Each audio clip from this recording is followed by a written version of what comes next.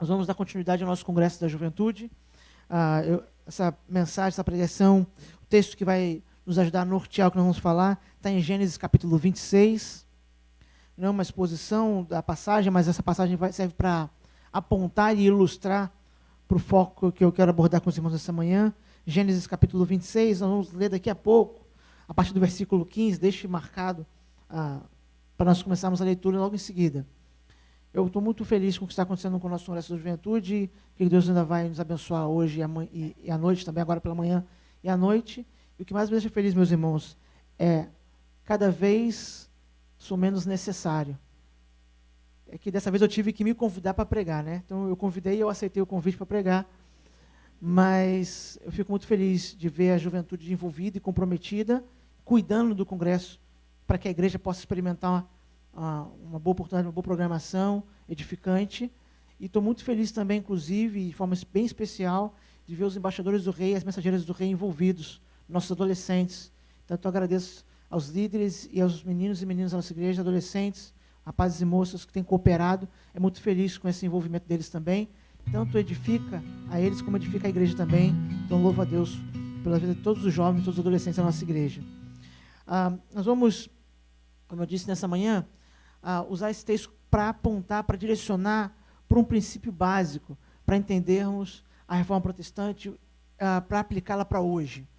Nós temos transitado entre o que foi feito por Deus e o que está acontecendo hoje para tentar aplicar. Essa tem sido a nossa intenção nesse congresso, olhar para trás e olhar para agora. Visto o que Deus fez, o que faremos agora. Essa mensagem, esse título, eu dei esse título, na verdade, por uma mensagem que eu preguei há um tempo atrás, numa outra igreja. Nunca preguei na Betel também essa mensagem que tinha o mesmo título, que foi uma proposta de um congresso que eu participei aqui em Nova Iguaçu.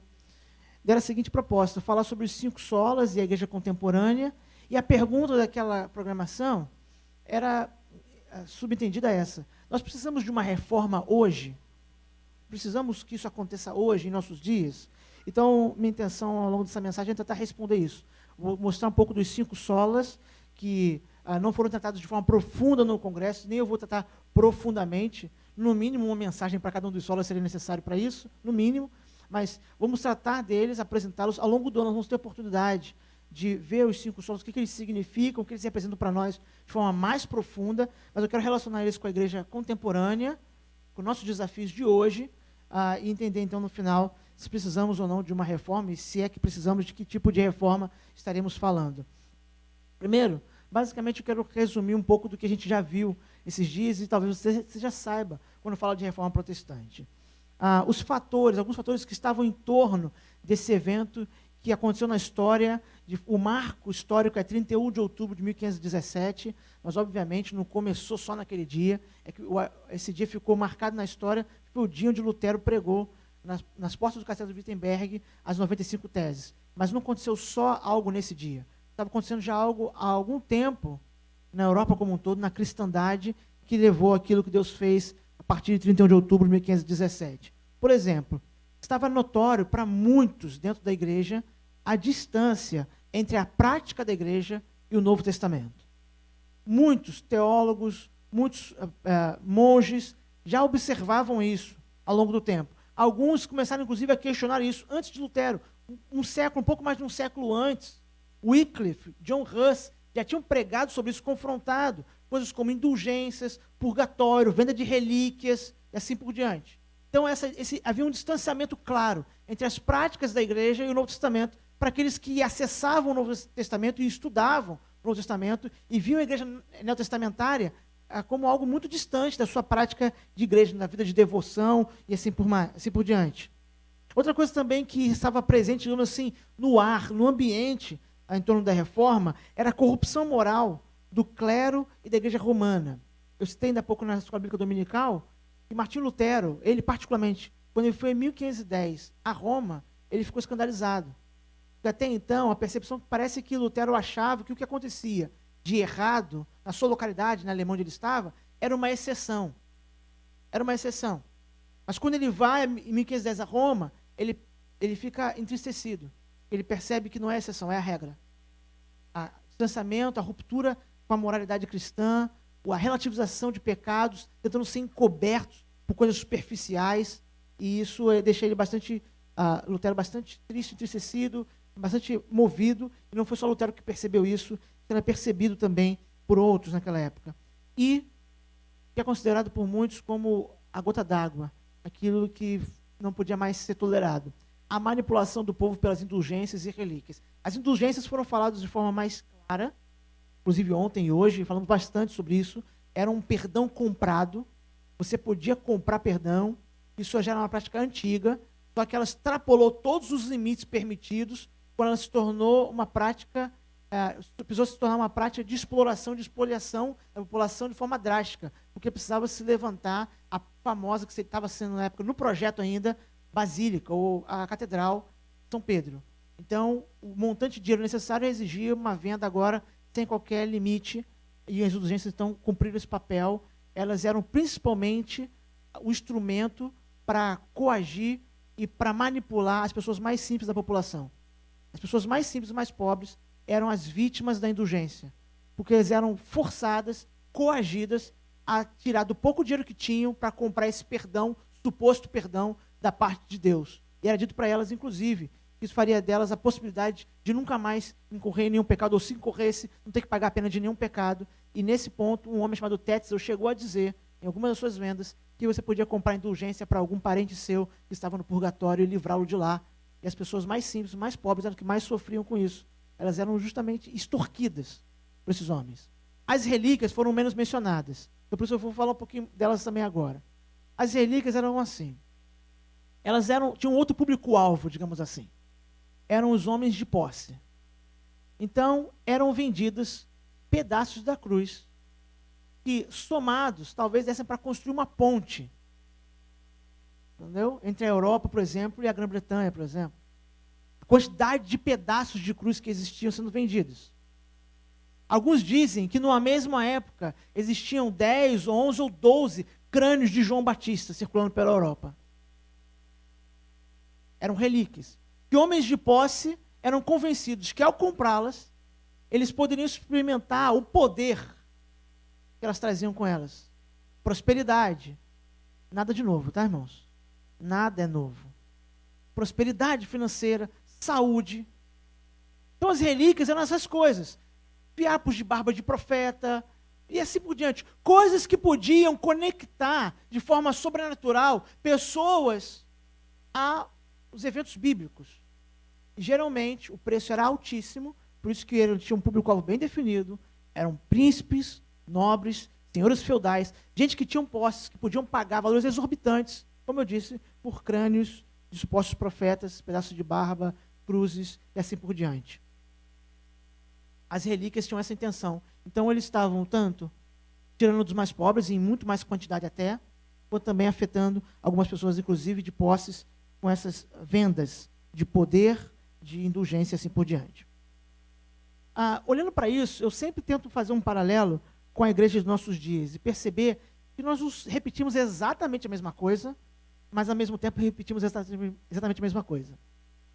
Muito acontece hoje no evangelicalismo do Ocidente, e mais claro ainda na América Latina, não é só Brasil, na América Latina, em boa parte dos Estados Unidos também, ou seja, nas Américas, de forma talvez mais comercial, que se assemelha com o que estava circundando a reforma protestante, ou o que aconteceu antes da reforma eclodir. Por exemplo, nós vemos hoje na igreja atual que nos conecta, nos assemelha com aqueles desafios. Por exemplo, nós vemos uma expansão crescente de superstições. Ao mesmo tempo que o homem pós-moderno, ele rejeita a fé histórica, a fé cristã por isso é rejeitada porque ela é histórica, ele abraça as superstições das mais absurdas e tolas possíveis. E é por essa razão que algumas igrejas trocam o evangelho pelas superstições. Porque se a fé histórica é rejeitada, para atrair pessoas, eu tenho que dar o que elas querem. O que elas querem? Superstições. Então, pessoas carregam amuletos, ungidos, lavados, trazidos de Jerusalém, buscando algum tipo de poder e proteção especial. Eu já contei essa história aqui, eu me lembro que havia um mecânico numa igreja próxima, numa oficina próxima à igreja onde eu fui membro, 5 anos lá em Engenho da Rainha, e o pastor da igreja, que é meu amigo, irmãos conhecem, o pastor Tércio, ele foi à oficina fazer um serviço, chegou lá, o rapaz estava trabalhando, e ele percebeu que o rapaz tinha um cordão, tinha uma mão desse tamanho, assim, mais ou menos, no pingente, era uma mão desse tamanho, assim. E não é normal, né, você ter um pingente com uma mão desse tamanho. É uma coisa até um pouco esteticamente um pouco feia, desproporcional. O pastor perguntou, ele não tinha noção do que ele ia ouvir de resposta, tá? Perguntou assim, rapaz, cordão diferente, o que é isso aí? Ele respondeu, pastor, você não sabe. Isso aqui, eu peguei na igreja tal, vou lá o nome, isso aqui é a mão de Deus. E lá me ensinaram que eu uso para frente, quando eu estou saindo por aí andando, que me protege das pessoas me atacarem pela frente, do mal me vir para mim. Quando eu estou trabalhando aqui, como eu estou desprotegido, eu uso para trás, para não ser pego de surpresa. Aquele rapaz disse que quem ensinou isso para ele foi um pastor. Eu não sei quanto custou, mas eu sei que não foi de graça aquela corrente. Superstições, amuletos, relíquias genéricas de nossos dias. Outra coisa muito semelhante é o relativismo moral, ético e moral. Se na igreja pré-reforma, digamos assim, o relativismo ético e moral afetava especialmente o alto clero, não que não estivesse presente também nas pessoas na convivência diária, nas pessoas chamadas de comum, hoje na igreja evangélica, muitas vezes nós vemos esse relativismo presente em todas as esferas. Dos membros mais novos na igreja até pastores e, segundo a classificação de alguns, apóstolos. Gente capaz de fazer qualquer coisa e relativizar o pecado, tentando dar alguma justificativa para ele para a prática. Ou relativizando num viés, que nós chamamos costumeiramente de liberal, negando a existência de pecado, negando a existência do mal objetivo e absoluto, dizendo que isso são coisas de gente antiga, retrógrada, pecado é uma coisa que não se diz mais hoje em dia, ou num viés místico, tentando justificar o pecado, ou aplacá-lo, ou deixá-lo de lado, com amuletos também. Então, o relativismo também acaba aceitando algumas superstições, porque é mais fácil comprar um pingente do que buscar a santidade. Isso por isso que é tão fácil fazer isso em nossos dias. Nós vemos gurus, eu já falei sobre amuletos, muitas pessoas veem os pastores como gurus espirituais. Tem gente que pergunta ao pastor se pode cortar o cabelo, se pode fazer a barba, onde pode morar, quantos filhos pode ter.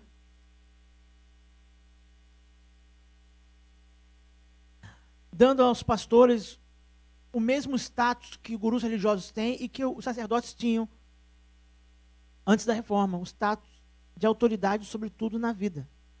Não são as escrituras, a pessoa, o indivíduo é a autoridade. Isso é muito comum em nossos dias também, e é muito comum em nossos dias a ignorância bíblica. Interessante porque quando eu escrevi isso, foi antes da pregação de sexta-feira do Jonas. Eu não estou de forma nenhuma discordando, concordo plenamente com ele. Eu vou explicar o que é ignorância bíblica. É exatamente o que ele mencionou para explicar a ausência do evangelho na pregação dele de sexta-feira. Hoje em dia, nós temos muitas Bíblias. Há pessoas que têm mais de uma em casa, às vezes até com ela aberta, no Salmo 91 geralmente, né? No móvel de casa. Tem no celular, tem no tablet para quem tem tablet. A questão não é o número de Bíblias. A questão é a ignorância bíblica sobre o conteúdo da mensagem do Evangelho. Se no período antes da reforma, essa ignorância ela era alimentada pela falta da tradução da Bíblia na língua original, a Bíblia estava presente, mas nunca o seu conteúdo estava tão presente, ou seja, o Evangelho era negligenciado, ao mesmo tempo que a Bíblia era pregada. Isso parece uma contradição, mas é assim mesmo. A Bíblia era ensinada sem o Evangelho. Em nossos dias há muitas Bíblias e pouco Evangelho. Então nós temos uma ignorância bíblica do nível ou pior do que aquelas pessoas experimentavam no século XVI. É assustador e deveria ser embaraçoso para nós, para todos nós, pastores, todos nós. Quão pouco nós conhecemos das Escrituras. Isso facilita em muito o trabalho de enganadores, facilita em muito o trabalho de ladrões da fé. Porque a nossa falta de conhecimento da Bíblia nos faz presas fáceis na mão desses homens. Então vamos ler Gênesis 26, 15 a 18.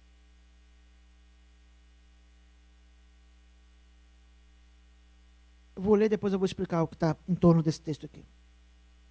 Por isso, lhe entulharam todos os poços que os servos de seu pai haviam cavado nos dias de Abraão, enchendo-os de terra. Disse Abimeleque a Isaque: aparta-te de nós, porque já és muito mais poderoso do que nós. Então Isaque saiu dali e se acampou no vale de Gerar, onde habitou. E tornou Isaque a abrir os poços que se cavaram nos dias de Abraão, seu pai, porque os filisteus os haviam entulhado, depois da morte de Abraão, e lhes deu os mesmos nomes que já seu pai lhes havia posto. Está acontecendo aqui um evento histórico em Gênesis 26. Isaac está agora por uma questão de disputa por terras devido às suas posses, indo por mesmas regiões onde Abraão habitou, peregrinou. Isaac, quando chega lá, ele vai se deparar com uma coisa interessante. Ele havia passado por essa região quando era um menino. Ele conhecia um pouco dessa região. Só que agora ele vê uma diferença. Os poços que seu pai havia cavado, poços de água mesmo, para beber, para dar ao gado, eles estavam entulhados. Eles não estavam livres para usar. E Isaac, por alguma razão, ao invés de pensar em cavar novos poços, ele preferiu desentulhar os antigos poços. Ele preferiu buscar fonte de água cristalina para as suas necessidades sua, da sua família, das suas pessoas que estavam com ele, nos antigos poços, ao invés de tentar esforçar-se para encontrar novos, até porque não são fáceis. Não é fácil cavar novos poços no deserto. Então, talvez, pela sua experiência, talvez pensamentos do seu pai, ele entende que é melhor, ao invés de tentar cavar novos poços e correr o risco de cavar poços que não dão a água que ele necessita, ou de cavar poços inutilmente, cavar num lugar e descobrir que ali não tem água, ele prefere recorrer a fontes seguras de água. Ele sabe que quando o seu pai cavou, encontrou água, e agora, se ele desentulhar, ele vai encontrar novamente. Então, ele está sendo prudente. Ele não quer arriscar perder tempo, ou enganar-se, ou desviar do seu foco. Ele prefere voltar às antigas fontes de água. Por que esse texto é importante? Para ilustrar um princípio-chave da Reforma Protestante e como isso pode conectar conosco.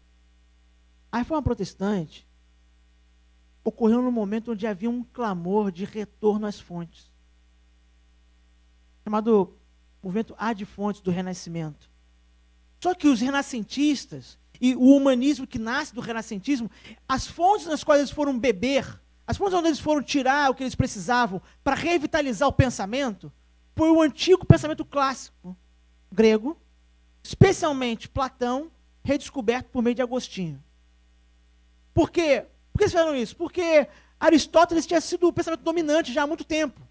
O chamado escolasticismo que você vê na escola, na universidade, nada mais era do que a sistematização do pensamento todo por Aristóteles.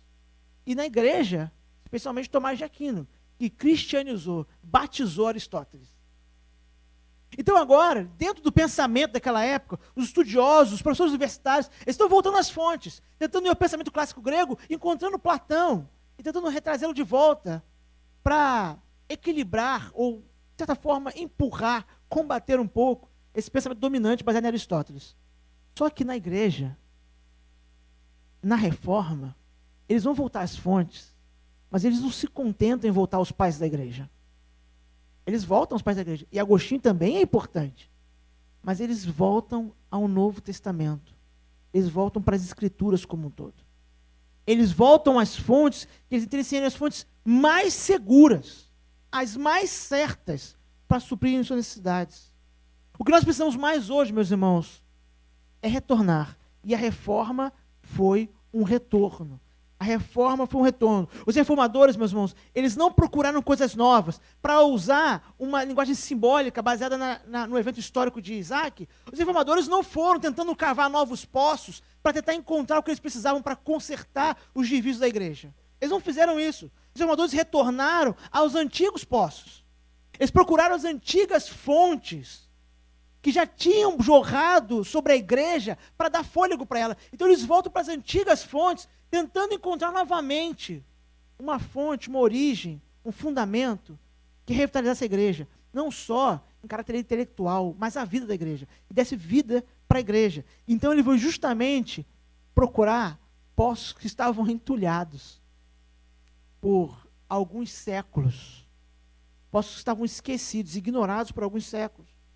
No ambiente cultural da Europa, como eu disse, esse desejo por voltar às fontes já estava circundante, mas pela graça de Deus, nossos antecessores na fé não se contentaram em simplesmente mudar a maneira de produzir ciência ou de tratar do pensamento como um todo. Eles procuraram até onde nós precisamos voltar para ter segurança de que nós estamos obedecendo a Deus. E as Escrituras foram a fonte segura. A Bíblia, a palavra de Deus, foi o lugar para voltar a encontrar, então, o Evangelho tão esquecido, tão ignorado, que eles perceberam que estava faltando nos seus dias.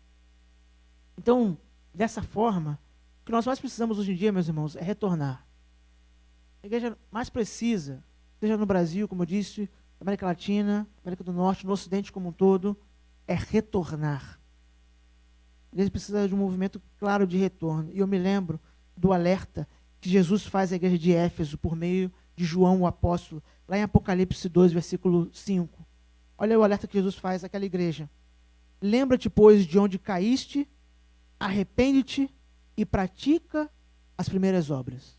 A igreja de Éfeso está sendo alertada por Jesus, por meio intermédio do apóstolo, para dizer, lembre-se, pense bem, aonde você caiu, aonde você se desviou, e retorna para lá, para de lá retomar então o caminho seguro, para de lá então encontrar o caminho para me servir. O que aconteceu, de alguma maneira, no século XVI foi exatamente isso. Deus despertou na igreja homens e mulheres que pensaram, aonde nós caímos? Será que foi há um século atrás? Não, é mais para trás. Será que foi há 1000 anos? Não, um pouquinho mais. E eles foram retornando e perceberam que as Escrituras, foi desde lá, eles não estavam desconsiderando a fidelidade de homens que nos primeiros séculos serviram a Deus, não estavam desconsiderando. Mas eles não sabiam o quão confiável, quanta confiança podiam depositar no trabalho desses homens fora das Escrituras. As Escrituras eram a única rocha segura, porque elas são a palavra de Deus. Então, o que os pais da igreja fizeram, e eles valorizaram muito os pais da igreja, só por isso é validado as Escrituras dessa validade. Eles foram retornar justamente, perceber aonde eles tinham caído. Eles tinham caído pelo abandono do conteúdo, o conteúdo do Evangelho. Se no deserto de Isaac está morando, água é o recurso inestimável para a vida, o Evangelho é o recurso inestimável para a vida da igreja. Por isso, o abandono do Evangelho, por isso, largar a fonte de vida que é o Evangelho, para tentar beber de outra fonte, trouxe morte para a igreja. Trouxe morte. Mas não se engane, essa morte não era tão visível para alguns, porque eles eram capazes de repetir os rituais. O ritualismo se manteve firme. Na quarta-feira, eu preguei sobre a reforma de Josias. Josias começou a governar com 8 anos, depois que Amon e Manassés, seu pai e seu avô, governaram. Mais de 55 anos, quase 60 anos, o povo de Judá esteve distante da palavra de Deus e de Deus. Só que nesses quase 60 anos, Judá fez culto todo sábado. Tinha sacrifício no templo. Mas como que eles estavam sem a palavra de Deus e estavam fazendo culto? Exatamente como a igreja cristã ficou mais de 1 milênio fazendo rituais sem o Evangelho. Exatamente como eu e você, infelizmente, muitas vezes fazemos, quando nós passamos dias sem o Evangelho. A Bíblia é pega no domingo, de manhã. Eles fizeram lá no tempo de Josias, antes de Josias, assim como antes da reforma, assim como muitas vezes nós fazemos. Mantemos os rituais à parte do Evangelho. E aí quem olha pode pensar, que gente espiritual. Mas não é verdade. As pessoas podiam olhar para o ritualismo da igreja e pensar, essa igreja está efervescente. Ela está viva, está caminhando, tudo está acontecendo. Mas não estava. E esses homens e mulheres, que nós chamamos hoje dos reformadores, eles foram despertos pelo Espírito Santo para perceber isso. Eles não podiam perceber isso por si próprios. É uma ação do Espírito Santo. Isso fez enxergar que eles precisavam voltar, porque eles abandonaram a única fonte segura. Os 5 solas. eu os enxergo. Eu não inventei isso. Eu só não sei tantas fontes que eu li, de onde foram. Acho que foi uma composição de alguns autores. Mas eu comecei a pensar de algum tempo atrás, na época que eu preguei essa mensagem, como eu disse, outra oportunidade, os 5 solas como essas fontes. Os 5 solas que nós chamamos como os 5 solas da reforma, eles não são da reforma. Eles são as fontes que foram desentulhadas na reforma, mas que foram cavadas muito antes da reforma. Quem cavou esses poços não foi Lutero, Calvino, Zwingli, Menocimos. Quem cavou esses poços foram os apóstolos, inspirados pelo Espírito Santo de Deus. Quem cavou esses poços foram os profetas do Antigo Testamento, inspirados pelo Espírito Santo de Deus. Só que esses poços foram abandonados, entulhados, negligenciados durante anos. Pela graça de Deus, a partir de 1517, os poços foram reencontrados pouco a pouco, para nós podermos beber deles de novo. Eu queria só mencionar esses poços, para nós sabermos que existe, Deus garantiu que existem poços seguros, onde a igreja pode beber do Evangelho e ter vida, no deserto que nos cerca. Primeiro, não estou dizendo aqui em ordem de importância, nem necessariamente na ordem cronológica que eles foram produzidos. Simplesmente uma ordem razoavelmente didática que eu escolhi fazer. O primeiro deles, chamado 5 solas, os 5 somentes. Somente a fé. Esse solo era importante porque ele era uma oposição à justificação por obras. Daqui a pouco eu vou explicar um fundamento bíblico para isso. Somente as escrituras eram um solo importante para combater ou para ser oposição a que qualquer autoridade se sobrepujar sobre as escrituras. Ninguém tem mais autoridade que as escrituras na igreja. Somente a graça, oposição a algum mérito na salvação. Somente Cristo, para atacar a ideia de que há outro mediador ou outro meio de salvação. E glória somente a Deus. Toda glória, inclusive na salvação, cabe somente a Deus. Então vamos ver. Somente a fé. Que poço é esse? De onde nós podemos beber desse poço? Todos esses solas, existem dezenas de versos bíblicos que podem apoiar. Não teremos tempo de ver todos. Então eu peguei só uma porção bíblica para cada um. Efésios 2:8, vamos ler juntos? Porque pela graça sois salvos por meio da fé, e isto não vem de vós, é dom de Deus. Destaco aqui a ênfase no por meio da fé. A fé como um instrumento, o meio pela qual Deus opera salvação. Isso era importante porque o espírito de época era um espírito de época baseado em obras, em méritos. Como eu disse, é por isso que era relativamente fácil vender indulgências. Porque já havia o desejo, a intenção de tentar conquistar algo da parte de Deus pelo que eu faço. As obras, a ideia de obras que conquistam, que acumulam mérito, estavam presentes na mentalidade corrente. O próprio sistema de justificação na igreja romana era justificação pela fé e pelas obras, entenda-se aí, penitência. Já era um sistema composto. Então isso tudo favorecia essa mentalidade de achar que alguém seria salvo pelo que ele é capaz de construir. Que ele convenceria Deus de lhe dar a vida eterna, de lhe dar a morada no céu, pelo que ele pudesse construir, ou no caso da indulgência, somado pelo que ele pudesse comprar. Então por isso, somente a fé, que é uma outra maneira de dizer justificação pela fé somente, é tão importante. Porque mostrava para aqueles homens que o homem, o ser humano, ele é declarado justo pelos méritos de Cristo. As boas obras, os atos de justiça, eles são evidências da justificação e não a causa da justificação. Por isso o versículo 10 de Efésios é tão importante também.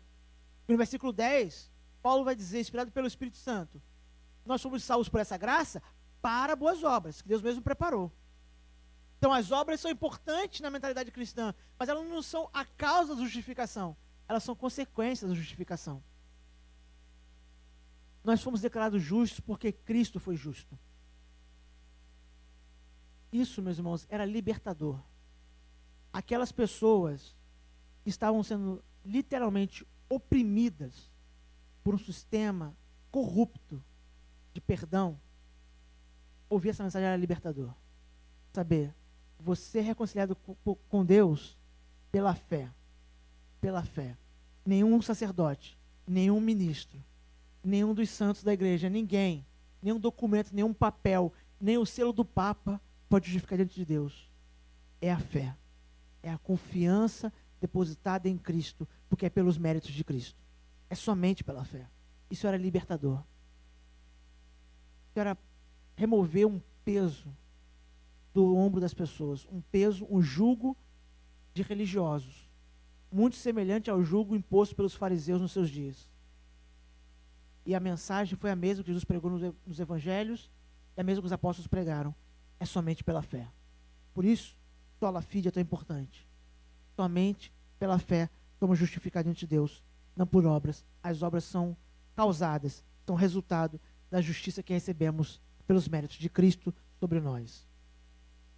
Outro poço importante foi redescoberto, ter sido cavado, poço antigo, somente as Escrituras. Pode parecer estranho, na nossa distância cultural e temporal do século XVI, essa ênfase sobre as Escrituras, porque ninguém estava dizendo que as Escrituras não eram boas, não eram a palavra de Deus, não eram edificantes, ninguém dizia isso abertamente, é óbvio. Mas a questão que está aqui sobre as Escrituras não é tanto de valor ou interferência, é questão de autoridade das Escrituras. O senso comum e a teologia oficial acreditavam que as Escrituras existiam por causa da igreja. E por isso, a igreja era autoridade, obviamente, acima das Escrituras. Por isso a tradição era tão importante. Não é porque alguém simplesmente resolveu, vamos botar a tradição ao das Escrituras, não. É porque a mentalidade era, se as Escrituras existem por causa da igreja, a igreja tem mais autoridade. Logo, a tradição é igual em valor e deve ser obedecida no mesmo critério. O que foi inovador, mas na verdade era um retorno ao antigo poço, era dizer, não, a igreja é que existe por causa das Escrituras. Não é a Escritura que depende da igreja, a igreja depende das Escrituras, porque a igreja nasceu no Novo Testamento por causa do Evangelho, pregado e registrado nas Escrituras. Por isso as Escrituras estão acima da igreja. A autoridade é da palavra. A autoridade da igreja é a autoridade derivada. É uma autoridade derivada das Escrituras. Eu já falei sobre isso em oportunidades, antes de ler o texto. Quando alguém diz que não pode mexer com o ungido do Senhor, ele está desconsiderando duas coisas. Primeiro, ungido mesmo só tem um. Jesus Cristo é o ungido do Senhor. E a segunda coisa que está desconsiderando é que nenhum líder, tem ele o título que tiver, tem autoridade inerente. A autoridade pastoral, ela é derivada da palavra. É o evangelho dessa autoridade. Se o evangelho estiver sendo negligenciado, corrompido, adulterado, não há autoridade mais. A autoridade é roubada, ela é usurpada. Está roubando a autoridade que não é dele mais. A autoridade derivada. Somente as Escrituras são autoridade suprema. São regra inesgotável e inerrante daquilo que Deus estabeleceu para o seu povo. 2 Timóteo 3, versos 15 e 17. E que desde a tua meninice, Paulo está falando a Timóteo, sabes as sagradas Escrituras, que podem fazer-te sábio para a salvação, pela fé que é em Cristo Jesus. Toda a Escritura é divinamente inspirada e proveitosa para ensinar, para redarguir, para corrigir, para instruir em justiça, para que o homem de Deus seja perfeito e perfeitamente instruído para toda boa obra. Não se engane, a igreja, ela não é algo sem valor secundário, porque todo o Novo Testamento foi escrito no contexto da igreja. Mesmo os evangelhos foram registrados posteriormente no contexto da igreja, e todos os outros livros do Novo Testamento foram escritos da igreja ou para a igreja.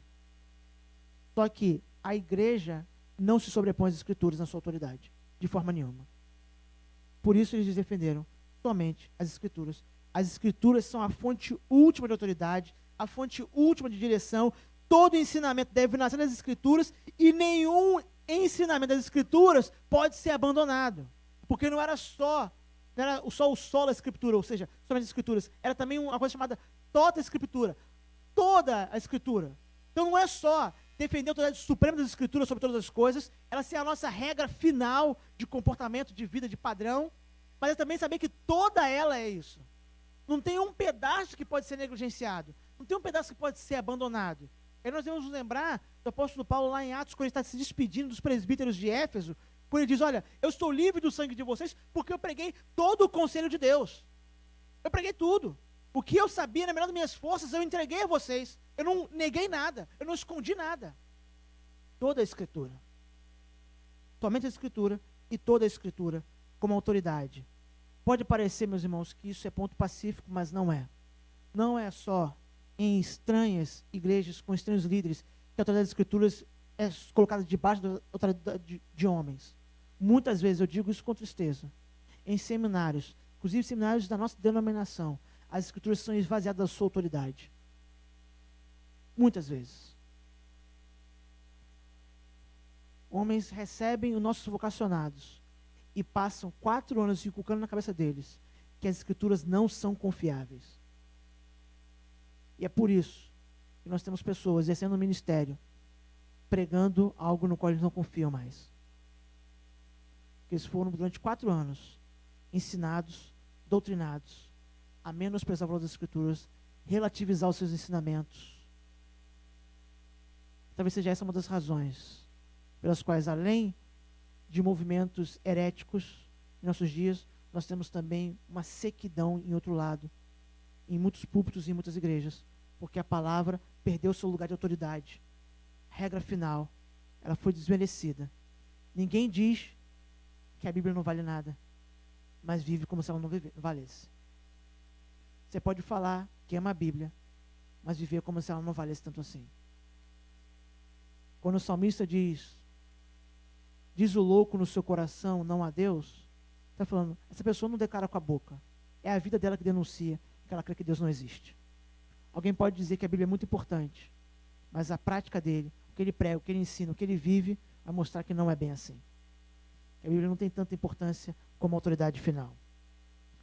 Somente a fé, somente as Escrituras, somente a graça. Esse era um ponto para acabar com qualquer percepção de que haveria mérito na salvação dos homens. Efésios 1, 5 a 7 é um dos textos que pode nos ajudar a entender essa defesa desse pilar da fé. E nos predestinou para filhos de adoção por Cristo Jesus, para si mesmo, segundo o beneplácito da sua vontade, para louvor da sua glória, da sua graça, pela qual nos fez agradáveis a si no amado, em quem temos a redenção pelo seu sangue, a remissão das ofensas, segundo as riquezas da sua graça. Pecadores não merecem ser resgatados. Por isso que a palavra graça é usada nesse contexto. Pecadores são resgatados porque é um favor que Deus realiza de forma imerecida, cuja iniciativa é de Deus. Os reformadores estavam dizendo, quem iniciou a salvação foi Deus, e quem vai finalizar é Deus. É somente pela graça. Nós não merecemos nada. Nós não temos nenhum mérito nisso. Nós não fomos salvos porque somos mais inteligentes, mais capazes, porque somos pessoas melhores. Não somos. Não somos. Nós fomos salvos porque, de uma forma inexplicável, esse é um grande mistério, meus irmãos, que tanto me humilha, ao mesmo tempo me cativa a doutrina cristã. De forma inexplicável, nós somos salvos pela graça de Deus, porque Deus assim estabeleceu. Eu não sei por que outra coisa, qual outra razão eu poderia encontrar para isso. Não tem nada em mim que pudesse atrair Deus. Não tem nada em mim que pudesse constrangê-lo. Ele não me deve nada. Mas Ele graciosamente salva pecadores como eu e você. Isso também era libertador. Interessante porque todas as vezes que no Novo Testamento, e você pode, se quiser, fazer essas leituras e depois observar se concorda com o que eu estou dizendo, todas as vezes no Novo Testamento, que Paulo, Pedro e João, principalmente esses três, que falam de forma mais clara e tem mais escritos no Novo Testamento, todas as vezes que eles trabalham, explicando à igreja como eles são o povo eleito de Deus, eles sempre fazem isso para consolar e encorajar. Sempre é esse o contexto. Consolar em meio a perseguições e encorajar para perseverar. Não é diferente na carta aos Efésios. Não é diferente na carta aos Filipenses, não é diferente em nenhum outro lugar, em Gálatas, em Romanos, não é diferente em nenhum lugar. E é por isso que foi tão importante essa redescoberta desse poço antigo a partir de 1517, no século XVI. E aquelas pessoas, a igreja, a chamada igreja que aprende, como o Jonas falou aqui, a igreja que era representada, o povo comum, eles receberam um encorajamento com essa doutrina redescoberta. Quer saber? É pela graça. É verdade. Nós, eu e você, nós somos indignos. Isso é verdade. Mas a boa notícia é que justamente por pessoa como eu e você, que Deus salva por meio de Cristo. Ele é gracioso. Porque se ele fosse imputar o nosso pecado, se ele fosse observar quem nós somos de fato, só não seríamos capazes de agradá-lo. Mas Deus é gracioso. Somente a graça. Não há mérito na salvação. Todo o mérito é de Cristo. Nós somos agraciados por isso. Por isso, todo louvor a Deus. E daqui a pouco nós vamos ver toda a glória também para Ele. O quarto dos 5 solas. Somente Cristo. Era uma clara declaração de que não havia outro mediador ou outro meio. Os irmãos podem ler Hebreus 4, 14 e 16? Visto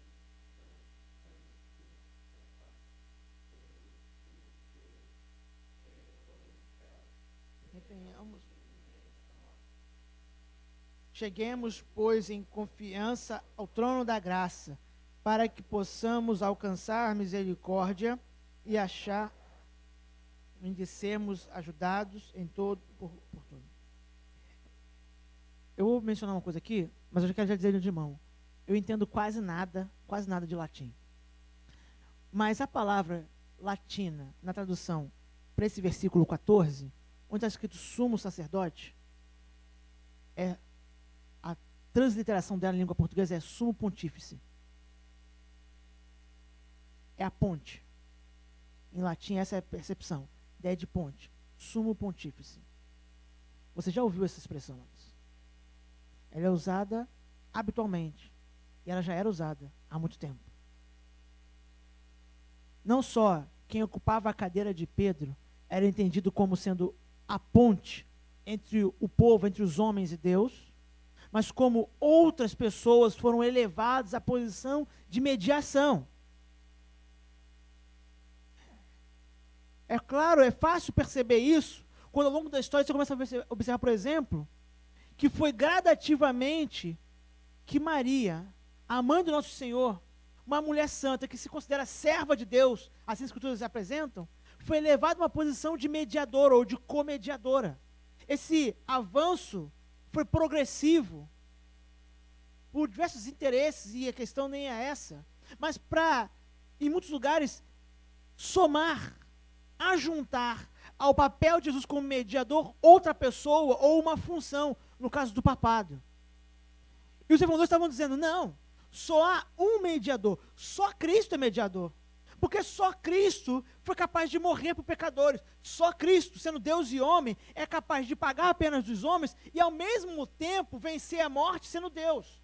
Só Cristo pode fazer isso. Por isso, nenhum dos importantes homens da igreja, nenhum dos chamados santos da igreja, pode ocupar esse lugar, essa lacuna, nem ao lado, nem em substituição. Só Cristo é mediador. E na igreja evangélica brasileira pode não parecer, mas muitas vezes há outros mediadores. Pessoas e coisas são colocados como mediadores, que vão me conectar a Deus, que vão me ser objeto de salvação. Há muitos irmãos nossos, hoje, no Brasil, que a gente costuma dizer isso, né? Pastor, em pleno século XXI, né? Um parênteses em relação a isso. Meus irmãos, em pleno século XXI é igual em pleno século XX, em pleno século XIX, em pleno século XVIII.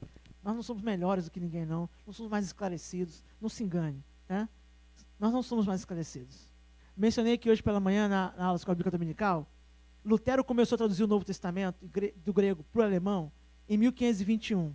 Em 1522, pouco menos de um ano, mas vamos dizer que seja um ano, ele apresentou o Novo Testamento completo em alemão.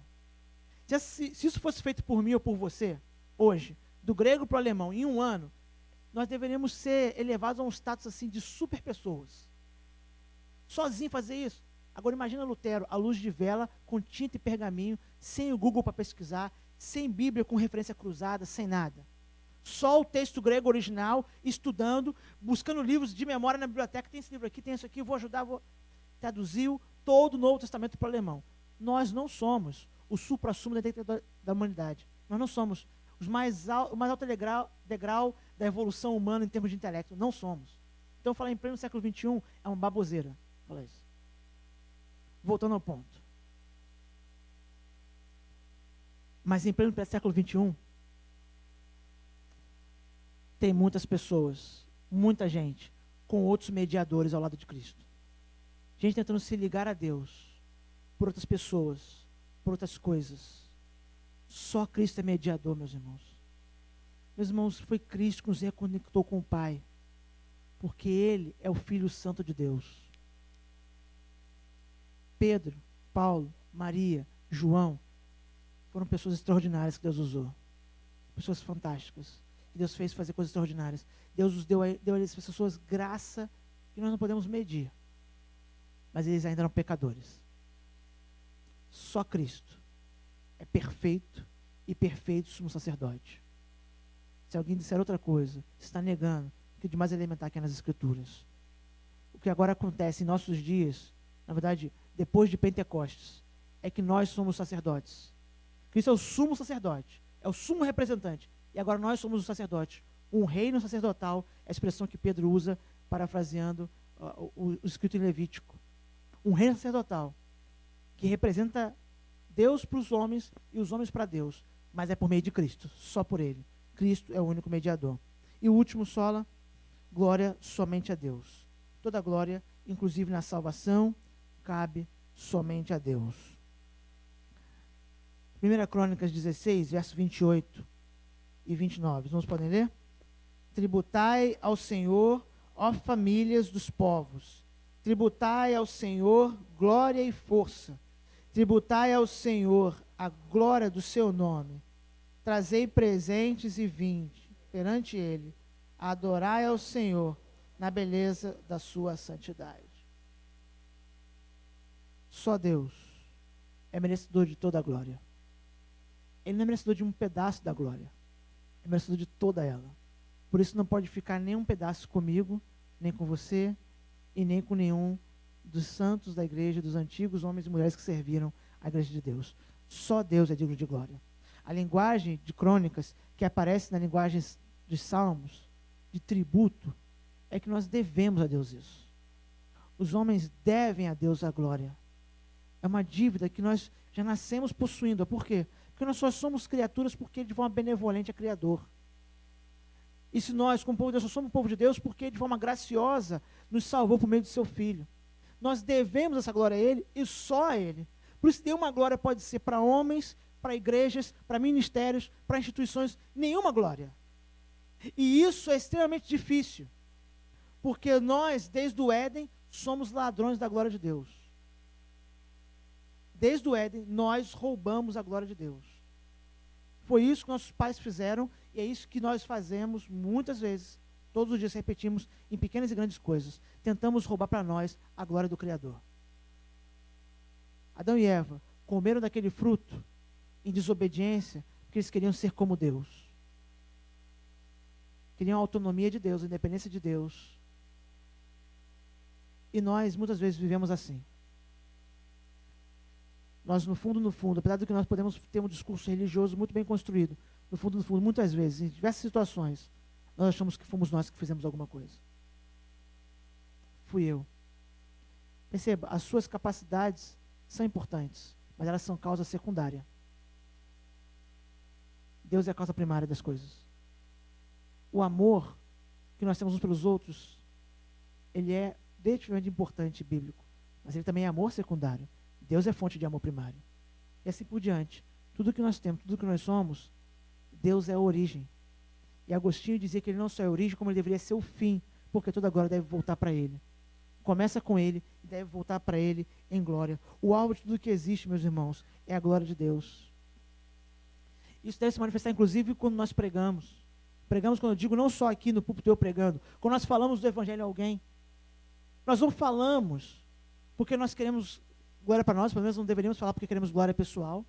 Não deveríamos anunciar o evangelho tão só porque o outro precisa. E É verdade que ele precisa, e esse é um motivo importante. Mas a nossa principal razão de anunciar o Evangelho é porque os homens não estão dando glória ao Criador como deveriam. Então a mensagem do Evangelho, a mensagem da igreja, é um alerta de que a glória é toda de Deus e que qualquer outra maneira de viver é um engano, é uma afronta ao Deus Criador.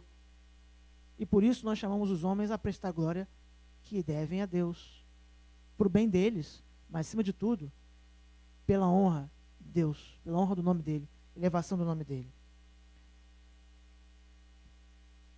Se Isaac, quando anda pelo deserto, de forma prudente, não há nada de místico nisso, ele decide voltar aos antigos poços para garantir fontes seguras para beber, para dar de beber a sua família, para dar de beber aos seus rebanhos.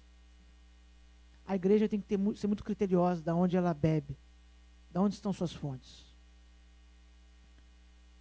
Nós precisamos, na verdade, retornar. Nós vamos investir energia, meus irmãos, em cavar poços novos. Porque ao fazer isso, nós temos um grande risco de não encontrar água ou de encontrar água contaminada. Nós vamos voltar aos antigos poços, antigas fontes de vida. E o Evangelho é essa antiga fonte e os desdobramentos que vêm dele. E aí alguém pode perguntar, pastor, e reforma hoje? Precisa? Precisa de reforma nos nossos dias? Sim e não. Se por reforma alguém diz repetir Wittenberg, Genebra, no século XVI, ou repetir a Escócia do século XVII e XVIII, não. Nós não precisamos repetir esses lugares, esses eventos, esses acontecimentos. Nós não precisamos. Não é isso que precisamos. Nós precisamos sim fazer o que Deus impulsionou esses homens a fazerem. Precisamos retornar. Nós não precisamos de algo inovador, de uma descoberta totalmente nova. Nós precisamos retornar às antigas fontes, retornar às escrituras para dela beber do Evangelho. Ela é fonte segura, é fonte segura. Nós temos que retornar a essas fontes. E nós temos que ter muito cuidado. Muito cuidado. Porque como o nosso coração é extremamente orgulhoso, muitas vezes nós temos a pretensa ideia de que a sabedoria e o conhecimento nasceram no dia que a gente nasceu. Eu me lembro quando eu ouvi isso de um pregador. Eu pensei, refleti, assim, muitas vezes eu já pensei isso também. Não nasceu com a gente. A sabedoria não nasceu no dia que eu nasci, nem no dia que você nasceu. Antes de nós, Deus já usou homens e mulheres para pregar o Evangelho, para explicá-lo. E a sabedoria também não nasceu no dia que eles nasceram. Antes deles, houve outros. Nós temos que rastrear isso até chegar às Escrituras. Porque o Espírito que soprou, que inspirou as Escrituras, esse é o Espírito de sabedoria. Fonte segura, inerrante, de verdade. Por isso, não podemos tolerar quem diminua ou desmereça as Escrituras e o seu conteúdo, quem relativize a sua aplicação, quem coloque em xeque a palavra de Deus. Porque, apesar de ser 5 solas, de alguma maneira ou outra, todos eles estão apoiados no mesmo lugar, na palavra de Deus revelada, o conteúdo do Evangelho. Por isso nós não podemos ceder, não podemos aceitar questionamentos sobre a inerrância das Escrituras. Quem se deseja pensar tem liberdade para fazer isso, mas não dentro da igreja, porque isso mata a igreja. Isso tira da igreja qualquer fôlego, porque isso vai entulhar esse poço. Depois nós não vamos ter de onde beber mais. Nós temos que fazer exatamente o que eles fizeram no passado, retornar. E de tempos em tempos retornar, e sempre retornar às mesmas fontes, ao Evangelho, e beber dele. É isso que vai dar fôlego para a igreja. É isso que vai dar à igreja vigor para continuar. A igreja que foi reformada, ou seja, ela foi transformada, esse era o uso inicial, essa palavra, mas de reforma para transformar, para corrigir, para consertar, ela precisa estar em constante reforma nesse sentido. Em constante transformação. Não para fazer uma coisa nova, mas para justamente abandonar o desejo por inovação para retornar para as antigas fontes. Por isso que ela tem que, todo momento, reformar-se. Vamos orar?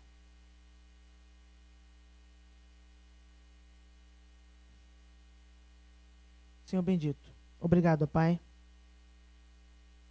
por essa oportunidade nessa manhã de olharmos para a história e para a Tua palavra e percebermos, Senhor, princípios que o Senhor mesmo imprimiu ali pela ação do Espírito, Senhor, e como a redescoberta deles, ó Pai, trouxe nova vida, novo fôlego para a igreja, Senhor. Pai, muitas vezes nós estamos tão preocupados com os caminhos e descaminhos que a igreja tem seguido, e de uma forma até geral no Brasil como um todo. Ó Pai, nós cremos que essa preocupação é legítima. Nos lembra então que o de fato precisamos, ó Pai, não é encontrar uma nova fórmula, mas é retornar às origens, aos antigos caminhos, ó Pai. Caminhos seguros que o Senhor mesmo traçou para nós. Nos ajuda, Senhor, a abrir mão do nosso orgulho, da nossa soberba, para que possamos então ser humildes, submissos à Tua palavra. E que, ao beber da Tua palavra, a redescobrirmos constantemente o Evangelho, aprendermos dele, sermos confrontados com ele, nós possamos então dar toda a glória ao Senhor, entendendo que nós somos alvos de uma graça que nos salvou pelo aquilo que Cristo fez em nosso favor. Ó Pai, em tudo isso nós pedimos e agradecemos. Em nome santo de Jesus Cristo. Amém.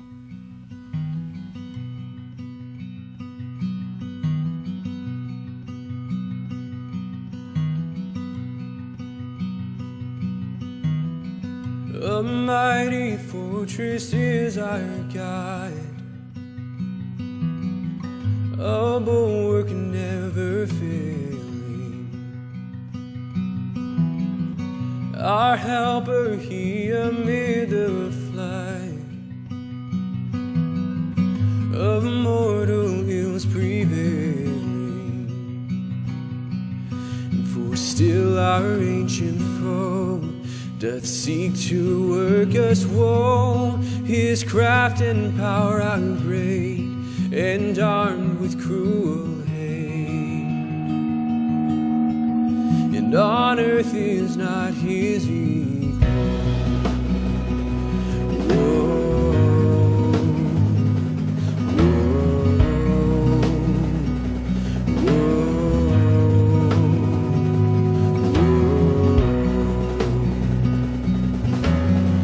And if we in our own strength can fight, and our striving would be losing, were not the right man on our side, the man of God's own choosing. And you ask who that may be, Christ Jesus it is he, the Lord of hosts his name.